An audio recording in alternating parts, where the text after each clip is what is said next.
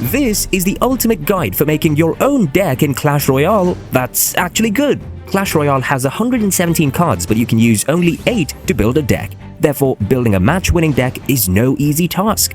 But in this video, you will learn exactly what makes a great deck and how to create your own. Additionally, I will also reveal some key aspects of building a deck that most players ignore. And trust me, you don't want to miss that. But let's start off by learning the composition of a great Clash Royale deck. First of all, you need a win condition in your deck. A win condition is a card whose primary purpose is to take down your opponent's tower. Currently, these are the 22 win conditions in Clash Royale.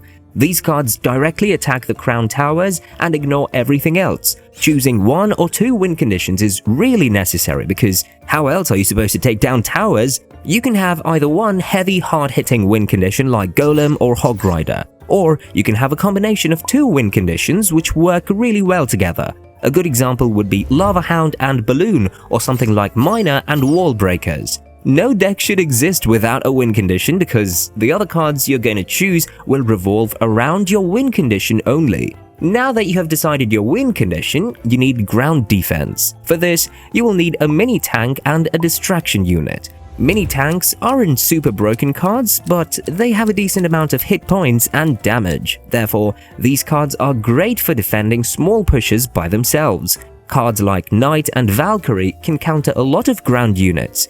You also need a distraction unit which can take critical hits from cards like P.E.K.K.A. or Prince. Squishy swarm cards like Skeletons or Guards are great for this role. Combining a mini tank with a swarm card can provide a lot of value on defense. For example, if you drop a mini P.E.K.K.A. on a Prince that is charging towards your tower, you can defend him, but in the process, your mini P.E.K.K.A. will be almost dead because of taking a charging hit. But if you drop Skeletons to absorb the charging hit from the Prince, the mini P.E.K.K.A. can destroy the Prince and will remain at good health for the counter push. So, we've learned what type of cards to use for ground defense, but how will you stop all the air troops of your opponents? Therefore, the next components of your deck are air defense cards. You need cards like Musketeer or Baby Dragon which can take care of air units. The air defense cards you choose should also pair well with your win condition. For example, if your win condition is Lava Hound, it's better to pair it with cards like Skeleton Dragons or Minions. These cards can handle air defense as well as support your Lava Hound pushes. Choose at least 2 air defense cards, but make sure that one of them isn't too expensive. Cards like Archers and Dart Goblin are cheap, but provide great defense against air troops. Additionally, cards you choose to defend air attacks can also help you deal against ground threats, so choose these 2 cards wisely. For both air and ground defense, you can also use a building as one of the cards. Buildings are a great elixir investment which will remain in the arena for a fixed amount of time and will help you defend your opponent's pushes for that certain duration. Buildings like Cannon and Bomb Tower are great for dealing with ground and swarm cards, while some others like Tesla and Inferno Tower do good against both air and ground units. But no deck is complete without spells, therefore your deck needs to have 2. A big spell like Fireball or Lightning can help you defend upcoming pushes or break through your opponent's defense, while a small spell can be used to counter swarm cards and to cycle your cards quickly. Pick spells that will synergize well with your win condition. For example, if you're using Hog Rider, your biggest counters are buildings. So spells with instant damage like Fireball or Earthquake are better as compared to something like Poison, which deals slow damage over time.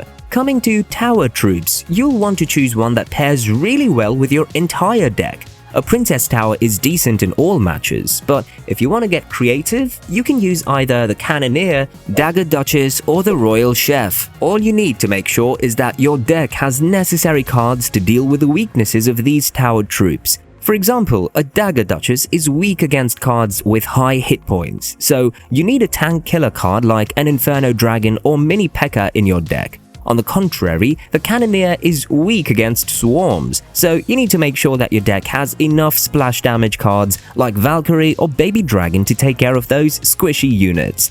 The Royal Chef is a bit weaker than the Princess Tower, but it pairs really well with beatdown decks because it can level up your tanks every now and then. Now that we've learned the composition of a good Clash Royale deck, let's move on to some key aspects of deck building which most players ignore. One key component about building a good deck is elixir management. A lot of players neglect this and end up making a horrible deck.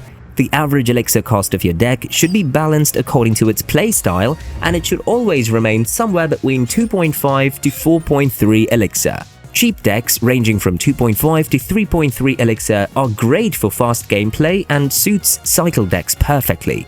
These decks rely on outcycling your opponent's defenses so that your win condition can break through. Decks like Hog Rider and Expo fall under this category. Medium decks have an elixir cost between 3.4 to 4 elixir, and a lot of control decks are categorized as such. These decks will try to control the pace of the game and wait for the right moment to attack. Decks like Graveyard and Bridge Spam are great examples. Finally, we have the heavy decks, which cost more than 4 elixir and are commonly known as the beatdown archetype.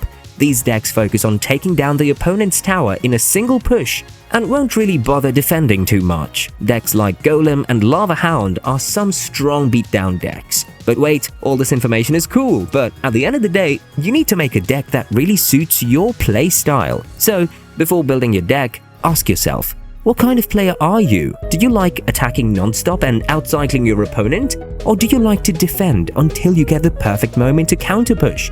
Or maybe you like to control the game with a mix of offense and defense? Regardless of what type of player you are, choose cards that suit your playstyle. You'll have much more success with those cards as compared to some cards you have no idea how to play. One common mistake players make is that they don't adapt their decks to the meta. To win, you need to adapt to what's popular. While making your own deck, you need to keep in mind that you're using cards which are good in the meta. For example, it's not really advisable to play Expo in a meta which is centered around heavy beatdown decks.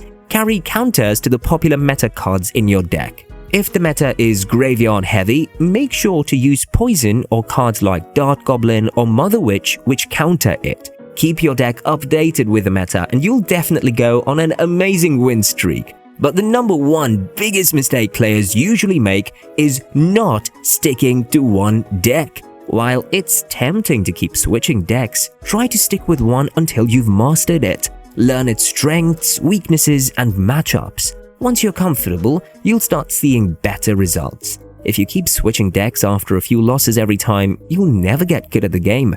Practice is the key to mastering any deck. And don't forget, Clash Royale is a game. The perfect deck isn't just about winning, it's about enjoying the game.